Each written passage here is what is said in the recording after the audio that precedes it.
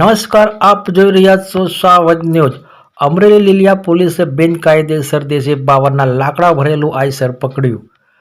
લીલિયા મોટા બૃહદ ગીરમાં એશિયાઈ સિંહોના રહેઠાણ વિસ્તારમાં પાછલા કેટલાય સમયથી કોઈપણ પ્રકારની મંજૂરી વગર સરકારી પડતર, સરકારી ખરાબો, ગૌચર જમીનમાંથી ગાંડા બાવરની આડમાં મોટા પ્રમાણમાં દેશી બાવર સહિત દેશી કુળના વૃક્ષો મોટા પ્રમાણમાં કપાઈ રહ્યા છે।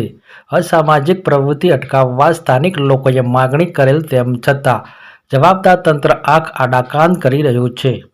ગત રાત્રેના સમયે PIMDની સૂચના અને PSI YM જાડેજાના માર્ગદર્શન તળે લીલિયા પોલીસકર્મી દ્વારા નાઇટ પેટ્રોલિંગમાં હોય તે દરમિયાન પોલીસને ચોક્કસ બાતમી મળતા ભોરિયાગડા લીલિયા માર્ગ પરથી બિનકાયદેસર દેશી બાવરના લાકડાનો જથ્થો ભરી પસાર થતું આઈસર GJ14Z4418 વાહન ચાલક જયંતિભાઈ કલાભાઈ મકવાણા રહે ભરાપરા, તાલુકો તાળેજા, જિલ્લો ભાવનગરને રોકી પૂછપરછ કરતા લાકડાનો જથ્થો ભરી આઈસરમાં દેશી બાવરનું 9 ટન લાકડું કિંમત ₹45,000 તેમજ આઈસર ટ્રક કિંમત ₹4 લાખ મળી કુલ ₹4,45,000નો મુદ્દામાલ જપ્ત કરેલ।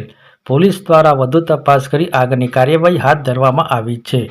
વિશેષ રિપોર્ટ સંજય વાઘેલા, અમરેલી જિલ્લા બ્યુરો ચીફ।